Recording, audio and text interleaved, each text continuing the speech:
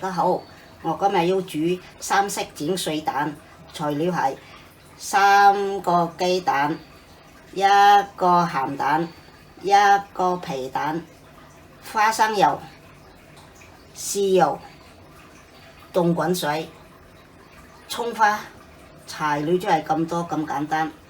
而家皮蛋摸完殼啦，摸完殼嘅形狀係咁樣嘅。而家我要開始切粒皮蛋，切粒，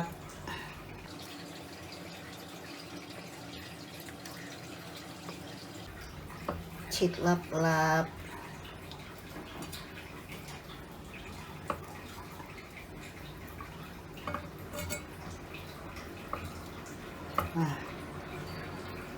準備啦，切粒，切好粒啦。而家準備打雞蛋到碗嗰度，打嗰時呢，你冇話打一般雞蛋殼，雞蛋殼要用嘅一陣，要打8份咁樣。而家開始打啦，哇！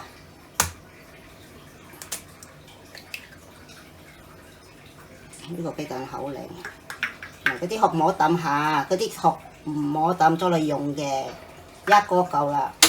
呢個第2粒雞蛋打到碗嗰度，第3粒雞蛋打到碗嗰度，用筷子打散嗰個雞蛋，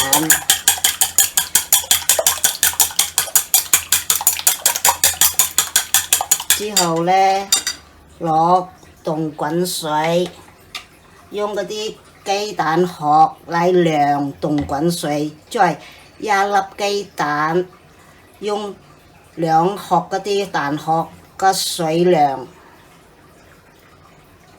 ，3粒雞蛋就要6殼嗰啲水，1殼2殼3殼4殼5殼6殼，嗰啲份量，水嘅份量就夠啦。就係用呢個蛋殼嚟量水嘅份量，3個雞蛋6殼嗰啲水嘅份量。而家再打均勻佢，打勻佢。好啦，而家要鹹蛋，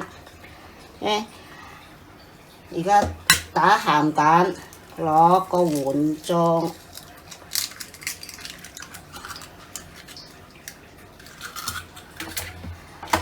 鹹蛋呢要鹹味啦，所以呢唔需要再加鹽，再發。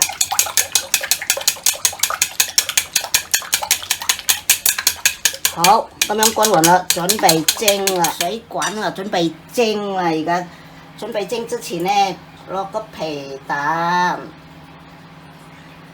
喺呢度，皮蛋喺呢度碟嗰度，嗰啲蛋黃擺中間靚啲，嗰啲要嗰啲泡泡咧唔緊要，但係一陣間整啲水蛋都係滑嘅。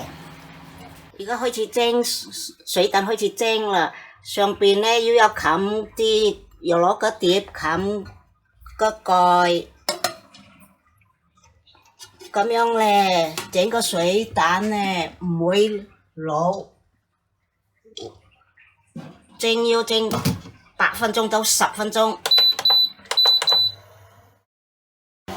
而家整緊水蛋，我呢度準備啲熟豉油，細火，俾大約1斤嘅半斤嘅啲花生油，唔使太多。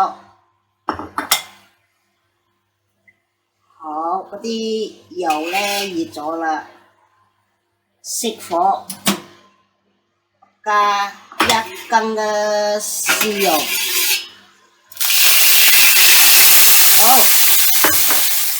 好。水蛋整好啦，而家面頭打啲葱花，再頭先整熟咗嗰啲豉油、藍色面頭，幾靚！呢個可以3至4個人嘅份量，10蚊一道餸。而家試食啦，3色蛋，